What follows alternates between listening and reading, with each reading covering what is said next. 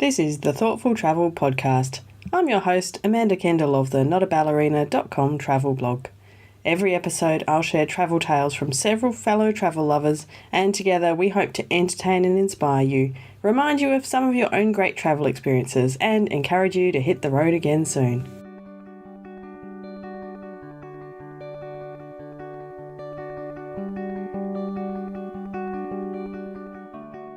Hello and welcome to episode 37 of the Thoughtful Travel Podcast.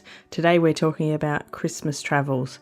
I have spent quite a few Christmases travelling and living abroad, and it's certainly a different way to experience Christmas, and it's not like the way I grew up having a proper family Christmas every year, so to speak.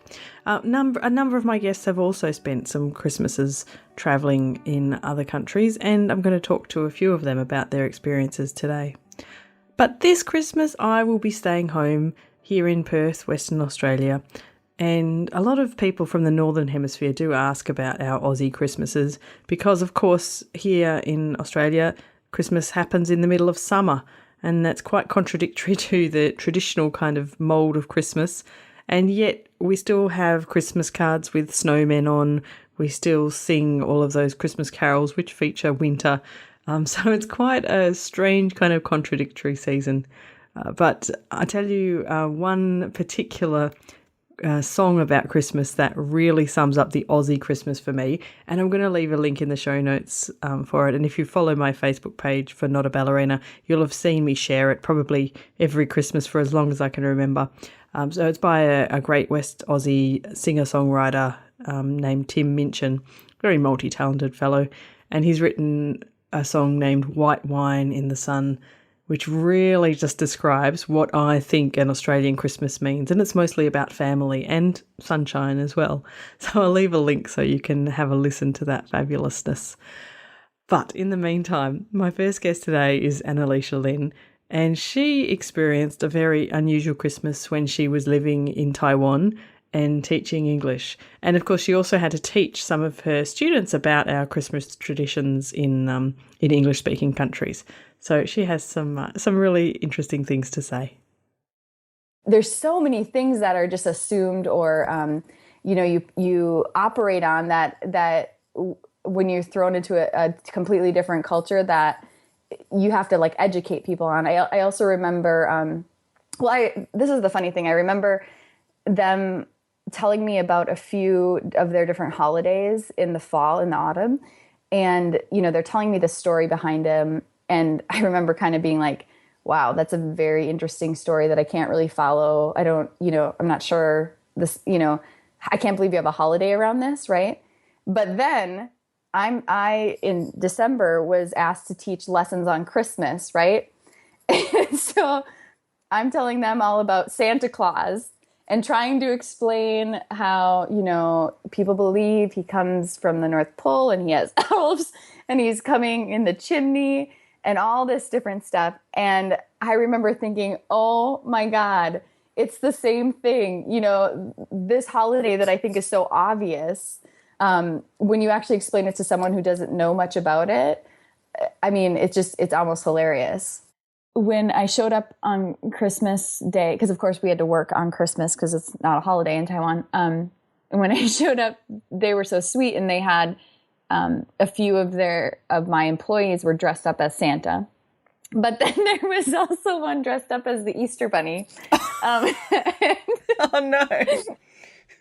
I thought that was just so kind and so funny, and such a great example of how we all do our best to try to understand each other's cultures. And it just takes a while, like in the States, of course, the Easter Bunny is just not going to show up on Christmas Day. No, not here either. But in their mind, it all went together, right? Our holidays, and I know their intention was so super kind. But I just couldn't help but giggle. I think it's just such a great, because we do that all the time, right? To other cultures. Oh, definitely. In our own ways. Yeah. And so it's always a great reminder to me of just, number one, that like it takes a while to understand, but also like you don't have to do it perfectly, and I don't have to expect other cultures to do it perfectly. Like this can be a lot more, this doesn't have to be so serious, Yeah. Understanding other cultures doesn't have to be about getting all the details right.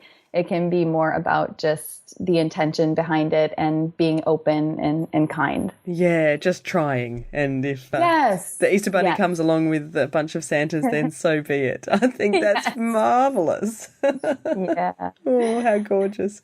What a great story. Yes, I remember I was in Japan a couple of Christmases, and one of them I had to work as well, and that was a little bit depressing to be at work on Christmas Day. I know. Yeah. But some Santas and an Easter Bunny would have definitely fixed it.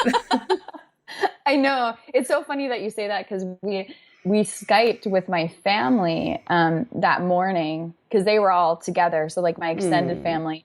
And it was such a weird experience, 7 a.m. our time to be Skyping, and then 8 a.m. to be at work. And it, was supposed to feel like Christmas. But I will say that seeing the Easter Bunny and Santa Claus did cheer me up a bit. I love the story about the Easter Bunny so much.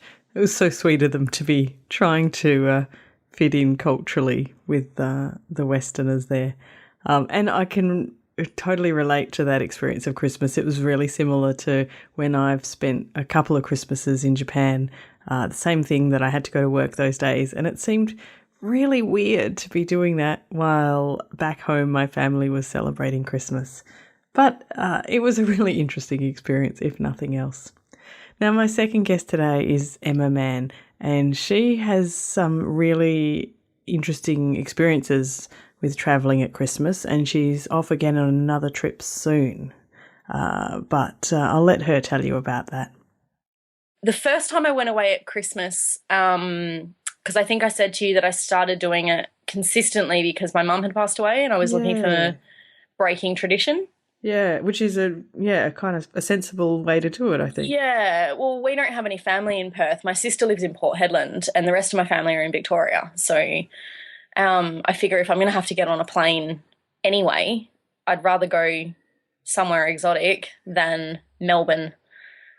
For the 55th time. And I mean, I take 2 or 3 trips to Melbourne a year anyway just to see family. So I'd rather not do it at Christmas when everything's very expensive and hot and stifling, and I don't like summer and all of that sort of thing. So the first time I went away at Christmas, though, I went to Kenya and Tanzania, which was amazing. We had Christmas dinner in the Amboseli National Park watching the elephants and the sun setting behind Kilimanjaro, and we had New Year's Eve in Zanzibar, and it was amazing. But I felt weird leaving my family at Christmas. It was the first time I'd been far away from home at Christmas. I was with a girlfriend who I had actually met in Africa the year before on another trip that I had done. And we both were just incredibly homesick and missing normal Christmas lunch. But then I got back, and not long after that, my mum was diagnosed with cancer, and then she passed away 2 years ago. So in the 3 Christmases, we're about to have our 3rd Christmas without Mum. So the first Christmas I wallowed and stayed at home by myself. And then the second Christmas, the second Christmas was last year, and I decided that I wasn't going to do that again because that's ridiculous. Yes, and your mum wouldn't want you to do that. She absolutely would have killed me. So I booked flights to London. I had no plan. I lived in London for years, so I've got friends there. And I surprised a girlfriend. So I just knocked on her door on 3 days before Christmas, and she had no clue. I had told her that I was going to the States to see my godmother, and all of a sudden there I was on her doorstep. Which it was hilarious. And I ended up, her whole family knew that I was coming because I had to tell her grandparents so that her nan knew that I was coming for lunch. Oh, yes. You can't surprise elderly people when they're preparing lunch, can you? No, you can't, and it's a bit rude. So, yes. But thankfully her parents and her grandparents and her whole family love me, so that's fine. Oh, how wonderful. So that was great, but it was still that traditional Christmas. Yes. It was still that traditional, all of the family coming together. it wasn't my family, so it was still a little bit upsetting. It was still it was that very traditional Christmas lunch with the roast turkey and the Yorkshire pudding and the whole bit. And in cold weather too, like and in real the cold Christmas. weather, real Christmas, all the Carnaby Street lights in London. We didn't get any snow, but I went up to York. York was flooded because England. Because England. Yes, that's explanation enough. And it was magical, and I'd forgotten what Christmas in the UK was like. And not that I'd ever been there for Christmas Day, because I'd always come home when I was living there, but that lead up to where all the Christmas decorations go up and everybody's all in woolen coats and mittens and scarves and boots, and there's hot chocolate everywhere, and you would go off to Germany or somewhere else for the Christmas markets. Yes, that's real Christmas. Real Christmas, exactly. The opposite of what Christmas in Australia is. Oh, very, very opposite. That's so true. Yeah. So when I was looking at Christmas plans for this year, I really decided that I wanted something that was so far removed from that traditional Christmas as possible. So I was narrowing down countries that I could go to, and I was talking to my cousin, and we had decided on India. Emma and I went on to discuss this in a bit more detail, and it turned out that after her initial idea of heading to India for Christmas this year, she found a travel companion who didn't want to go to India but somewhere nearby, and they've ended up booking Sri Lanka. So instead of hanging around in Perth and being miserable this year, Emma will be off holidaying and travelling around Sri Lanka, which I think would be a great experience. She's hoping and planning, and this is one of the reasons they chose it, that being a country that doesn't celebrate Christmas, that will be not Christmassy in too much of a way, and I think that they will probably be right. It reminded me of a Christmas I spent in Tunisia in Northern Africa, also a country where they don't really celebrate Christmas at all.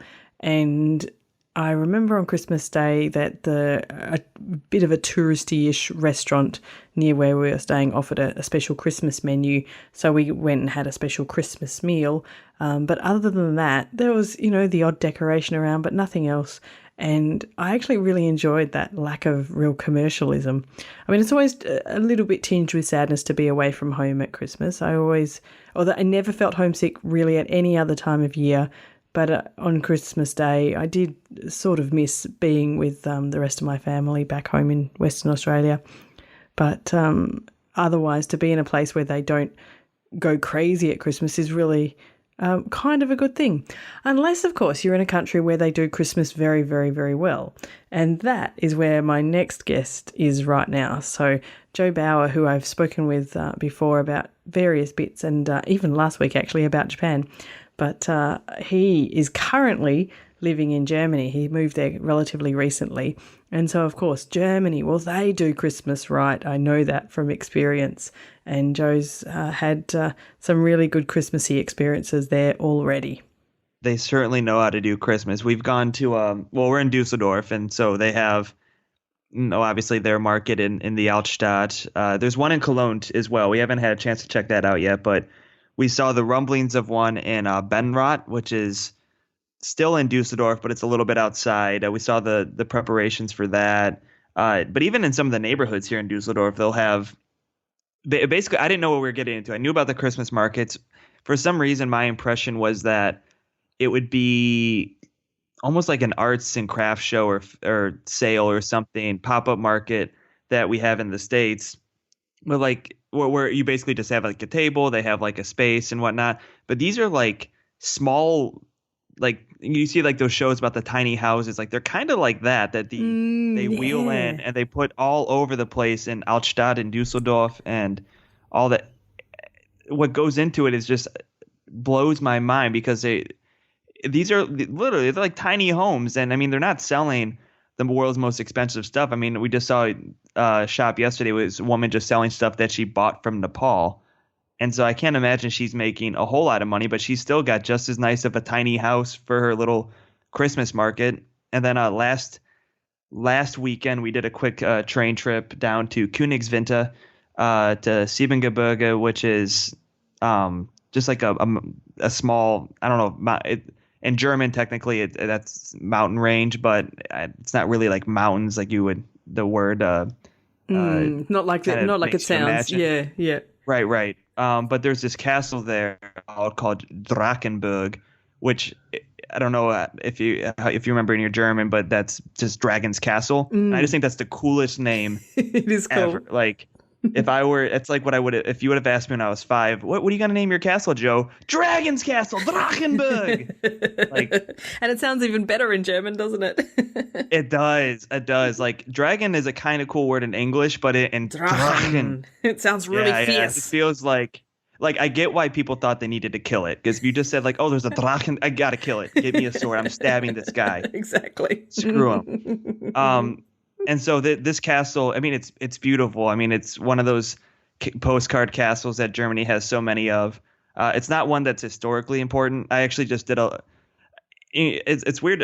I don't know if you've experienced this in your travel blogging, writing career, but some posts I'll spend all this time on thinking like people will be really interested in this, and then nothing. And that does happen. But then I did this post on just hiking Siebengebirge and going to the Christmas market. And just to get back to your Christmas theme, that's at Schloss Drakenburg right now. Oh, it's only on the weekend. Yeah, it's gorgeous. And I did this post on it, and it's like overnight it ended up being one of my most popular posts I've ever written. So I don't know, maybe it's just the timeliness with the Christmas markets, perhaps. Yeah, perhaps. But yeah, no, this is, and I was writing in my what little research I did about it. It isn't necessarily a historically significant castle in terms of German history. Like, basically, I believe it was in the late 19th century, a rich guy was like, I want a castle. I'm going to build a castle because I got money. And so he did. Then he like basically never lived there, died, got passed around in, various estates and stuff, was a Christian boys' school for a little bit, which kind of, to me, killed the coolness of it being Dragon's Castle. Like, oh, now we're Christian boys boarding school. Yes, that doesn't sound so fierce, does it? Yeah, sounds like, the Christian version of Harry Potter or something. Dragon's Castle at the boarding school for Christian boys. But then eventually, like really bad, it was a Nazi military school at some point. But then the Allies, I think the Americans took it over when they came in. And then there was just like there was a guy, I forget his name off the top of my head, but he bought it. And the history I read, like, I don't know how he got this name, but apparently he was considered an eccentric castle owner. That was like, he was like, I think his name was like Paul Spinat or something like that. Like, Paul Spinat, known as a eccentric castle owner. And I just thought that was like I hope there's some kind of afterlife, just so I could picture him being like, yes, they got it. I am an eccentric castle owner. That's really a goal to strive for, isn't it? Right. And so like he started rehabilitation process for it, and then when he passed away, it kind of got passed on to the state of Nordrhein-Westfalen, which is the state of Germany that both Düsseldorf, Cologne, and the Sound, Königswinter, and Siebengebirge are all in. And the state's taken it over, and they've finished like the land projects and everything in 2011. And the castle is beautiful. I mean, it has a little bit of that Disney castle flair to it, which, if listeners don't know, that is based off of a German castle. And so for the Christmas stuff, like, they got all these beautiful lights. They kind of turned it into a Christmas Carol theme. So there was like lovely. a ghostly Ebenezer Scrooge. And by ghostly, I just mean like they painted his face really like the color white, okay. Computer paper white. And he was giving like this soliloquy on the back balcony about his, what German I could understand, like, about his greed and all the, typical Ebenezer Scrooge stuff. Then you have the markets with the, they had Wurst, they had different potato dishes that, that are so popular here. Mm-hmm. Then they actually had Spanish chorizo, which I went for because I've had plenty of German food since. Yeah. But then, of course, the ultimate thing for Christmas in Germany is the Glühwein. I don't know if you've had the Glühwein. Yes. I was about to ask you, did they have the Glühwein? Because I loved Glühwein. Oh, it's fabulous. And in those cold, wintry evenings out at the Christmas markets, so much atmosphere. Like, I can just taste it when you talk about it. Oh. Right, yeah. I've heard mixed things. Some people would say like, oh God, I cannot do the Glühwein. Other people like who really like it. Oh, I love it. For my first time, I was like, yeah, I don't know if I would drink like more than one, but I could like sip on this, especially because it is scalding hot at first. And it is nice to just hold it in your hands and just have some sense of being warm. But they do also have like some of those heaters, I think, standing up around the joint.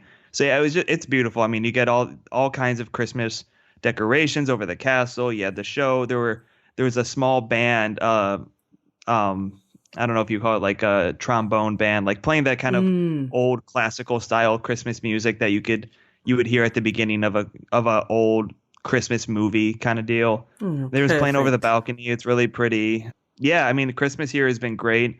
I haven't been around. I know I'm fairly certain like the Germanic parts of Belgium and then Netherlands, and I know Copenhagen does some Christmas markets as well. I haven't had a chance to experience those yet, but so far the Christmas in Germany has lived up to the hype for sure. Oh, I'm very envious that Joe gets to experience a German Christmas. The markets there are amazing. I had so many beautiful experiences in the Christmas markets near where I lived. My insider tip, if you're in the southwest of Germany anywhere, is to go to the Christmas markets in the little town of Bad Wimpfen. They are just divine and not over touristy, and in fact not many foreigners would be there at all. Well, at least not the last time I was there, which is getting on to 10 years ago, so I hope I'm still telling you the truth. I had some amazing Christmases in Europe, in Germany of course, one in the Alps in Austria where I went with my sister and her then new husband on their honeymoon. In fact, they let me come along and we went to a little town where we could definitely have snow, and that was a wonderful experience. And I guess my very favourite European Christmas was one I spent up in Finland, in Finnish Lapland, where I got to meet Santa himself, because that's where he lives up there. These people who think he lives in Canada are completely wrong, just so you know. I got to meet the real Santa up in Finland, and on Christmas Day up there I actually spent the day learning how to drive a reindeer sleigh, in fact. So if Santa needed me, I could help out. I even got a little bit of paper saying I had a reindeer sleigh driving license. So that was just enormous fun, and so very, very Christmassy compared to an Aussie Christmas. So in any case, wherever you spend this Christmas, wherever you are in the world, I hope you have some lovely time. I hope that many of you get to have wonderful time with your family, and that you get some fun presents even. Maybe some flights to another cool place to visit. But anyway, Merry Christmas. Before I forget, if you are keen to leave a Christmas present for the Thoughtful Travel podcast, perhaps you could do so by leaving a rating and or a review on iTunes. I know it's a little bit annoying to have to go to iTunes and search for the podcast to leave the review. They don't make it particularly simple. But if you could spare me a minute or two as a Christmas gift, I would be very, very appreciative. Those reviews really help the podcast be spread to more and more people. So thank you so much for listening to episode 37 of the Thoughtful Travel podcast. Today we heard firstly from Annalicia Lynn of yogaandpilatesonline.com. And I just love her story. I have to get her back to have another chat next year. I think we had such a lovely time chatting earlier this year. Second up, new on the podcast today, we had Emma Mann, who has two blogs. She's at The Vagabond Feminist, which you can find at thevagabondfeminist.wordpress.com. And she also has a blog called The Flying Foodie, and you'll find that one at flyingfoodieadventures.com. Warning, do not read that if you're hungry, or you'll need to eat straight away. And my last guest today was Joe Bauer. You can find his podcast, Without a Path, either on iTunes or at withoutapath.com. And Joe has a book out at the moment, which I have been reading and thoroughly enjoying this week. It's about the year he spent living in Costa Rica. It's called Talking Tico, and I'll leave the link to his book on Amazon in the show notes. For me, Costa Rica is such an exotic destination. That whole Central America is just a kind of an area we Aussies rarely know much about. So this book has been really fascinating. I'll also leave a link to Joe's blog post on the Drachenburg Christmas market, which he's just put up at joebauer.com, because that was well worth a read, and you can see the pictures of what he discussed. And also in the show notes, I'm going to leave you a link to the YouTube video version of Tim Minchin's beautiful, beautiful song, White Wine in the Sun. I think if you're an Aussie, you'll really relate. And if you're not an Aussie, then you might get a bit of an insight into how we approach Christmas, perhaps. I have to be honest and tell you, every year when I watch it the first time or two, it makes me cry. It's just gorgeous. So see what you think and tell me what you think. Don't forget we have the Facebook group called Thoughtful Travellers. So pop in and say hello. I'll leave a link in the show notes so you can find that group easily as well. And of course, the show notes, which I keep referring to, you'll find them at notaballerina.com/37 for episode 37. If you want, you can also tweet me at Amanda Kendall and use the Thoughtful Travel Pod hashtag. So that's it. I will be back once more before Christmas to talk about travelling at New Year. But until then, thank you very much for listening. This has been another episode of the Thoughtful Travel Podcast. Show notes and other information are at notaballerina.com/podcast. Join me again soon for another chat about why we travel. Bye for now.